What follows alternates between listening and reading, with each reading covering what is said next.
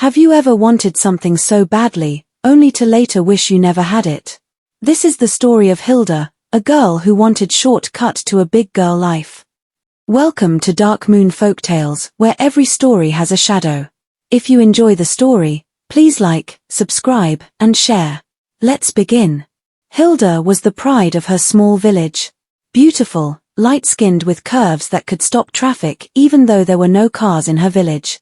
She had just finished her OND at the community polytechnic and always dreamed of going to the city, especially after seeing Mama Amaka's daughter, Sandra, come home every December with her flawless skin, artificial lashes, bone-straight hair and iPhone 13 Pro Max. She was glowing, driving a sleek car, wearing outfits that made the village girls gasp and ask, "Is this not our Sandra?" Hilda believed it was the city that transformed Sandra. "If I can just enter that Lagos I go blow." So after selling her goat and borrowing money from a neighbor, she boarded a bus to Lagos. No plan. No job. No relatives. Just vibes and a dream. When she arrived at Ojalegba, the city hit her differently. The air was thick with noise, dust, and the smell of roasted corn. She had no one to call and nowhere to go. That night, she found shelter under a bridge. It was her first time sleeping outside. It rained. Mosquitoes danced on her skin like they were celebrating her arrival. This continued for 3 days. On the fourth morning, hungry, tired, and frustrated, she sat beside a fruit vendor when a man passed by shouting, "Buy your magic perfumes. Perfumes of favour. Perfumes of good luck and prosperity."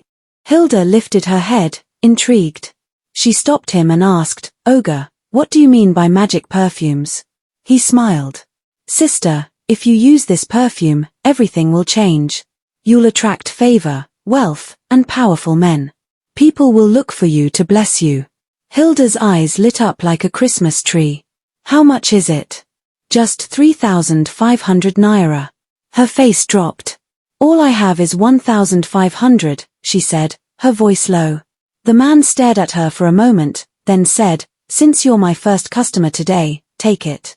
She almost hugged him. He handed her a tiny brown bottle with a strange black label and golden cover. "Spray only once a day," he warned. "And don't mix with other perfumes." She sprayed it immediately on her neck and wrist. The scent was intoxicating, sweet but strange. She remained seated. Moments later, a black SUV parked nearby. A well-dressed man in his 40s stepped out to buy bananas. As he passed Hilda, he stopped suddenly and inhaled. He turned to her, looked her up and down. "Hello, beautiful. What are you doing here?" She blinked. I don't have anywhere to go. I've been sleeping here for 3 days." He nodded, bought his fruits, and said, "Come with me." Hilda hesitated, but something told her to enter that car. That ride changed her life. His name was Mr. Charles. Rich, divorced, and generous. He cleaned her up, fixed her nails, paid for a full hair makeover, changed her wardrobe and later got her a 1-bedroom apartment at Sarulia. Hilda couldn't believe it. Within 2 weeks, she had an iPhone, was wearing designer clothes, and eating what she used to only see in movies. Within a month, Hilda had fully transformed. From a tired girl under the bridge to a polished city babe with a 1-bedroom apartment in Sarulia. Mr. Charles gave her everything: designer bags, human hair wigs, an iPhone, cash allowances, even a small car to move around. People on Instagram would have thought she was born into wealth. Hilda couldn't believe it. She stood in front of her mirror one day, laughing. "If one man could do all these for me, imagine what 10 men would do." She winked at her reflection. Everywhere she went, people stared. She smelled divine, glowing with confidence, but she never stopped applying the magic perfume. It became her morning ritual: spray once on her neck, her wrist, and chest. She whispered to herself, "Let today bring more favor." One day, she sat in a restaurant in Lekki, sipping on a strawberry mojito, when a man across the lounge sent her a bottle of wine and his card. She smiled and glanced at the table. A Rolex watch sat on the man's wrist. She turned the card over. Chief Mordi, real estate developer. He walked over to her table. "Your beauty carries a different spirit," he said. "Let's do lunch tomorrow." Hilda smiled sweetly. "Why not? That was how she started building her network. One man paid her rent in advance. Another gave her a plot of land in Ibadan. One even opened a boutique for her in Ikoyi. She began to strategize. Her diary became a calendar of appointments. Monday, Chief Mordi, lunch. Tuesday, Mr. Leakin, hotel, 6 p.m. Wednesday, Chaka, spa day. And so on. She was careful never to let them cross paths. The perfume worked like magic. Every time she stepped out, someone wanted to give her something. Her boutique flourished not just from sales, but from her admirers placing bulk orders just to support her hustle. Hilda was becoming a name in certain circles. But then came the slip. One afternoon, she was at a private pool party in Lekki, hosted by one of her new admirers, Kelvin, a young tech millionaire. It was an elite gathering, filled with money, drinks, and secrets. Hilda was dressed in a flowing sheer dress, looking like a goddess. As she laughed beside the pool, someone tapped her shoulder. She turned and froze. It was Mr. Charles. The man who picked her up under the bridge. The man who polished her, loved her, and built her up. His eyes scanned her from head to toe. "So this is where you hang now?" She stammered. "Charles. Don't bother," he said coldly. "Now I understand. It was never about me." He walked away. Hilda felt her chest tighten.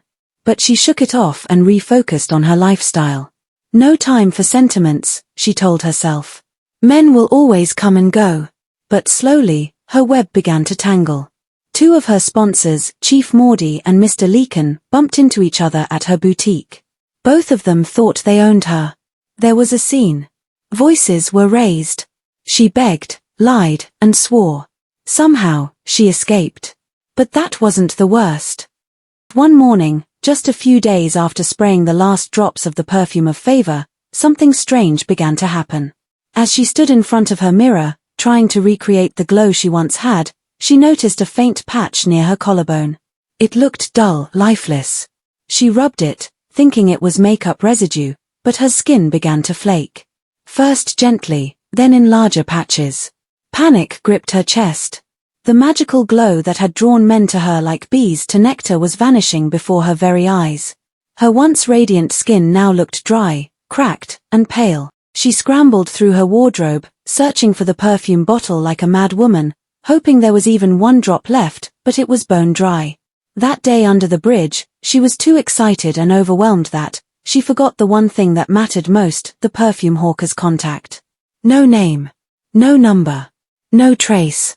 The following week was pure torment. She locked herself indoors, trying creams, oils, and expensive spa routines to reverse the damage. Nothing worked.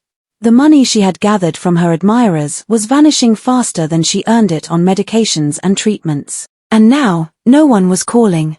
Not even the ones who used to fight to book her weekends. They had all gone cold. Then, one evening, as she lay curled up on her couch, her face blotchy and her arms covered in patches, her phone rang. It was her closest friend. "Babe, have you gone on Instagram today?" the friend asked, hesitantly. "No, why?" she mumbled, her voice low. "You're trending, and not in a good way." Before she could respond, her friend sent her a link. With trembling hands, she clicked it and froze. There, for the whole world to see, was a leaked video of her in a hotel room with one of the wealthy men she had been seeing. The video was explicit. Her face was clear.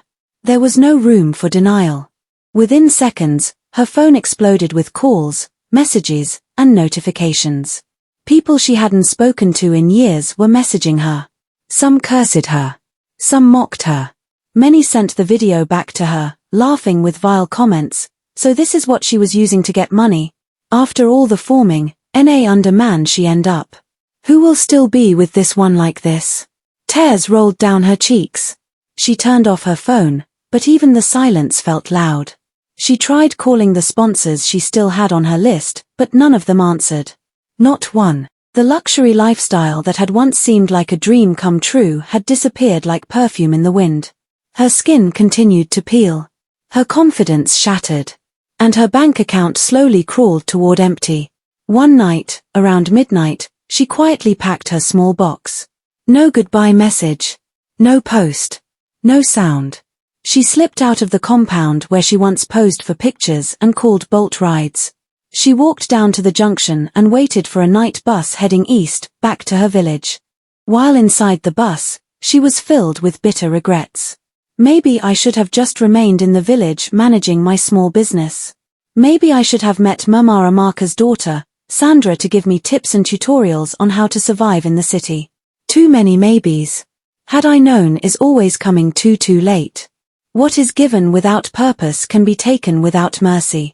Temporary favor, when worshipped like destiny, can become a curse. Be careful what shortcuts you accept, because not every blessing glows forever, and not every glow is from God. Thanks for watching. Please like, subscribe and share.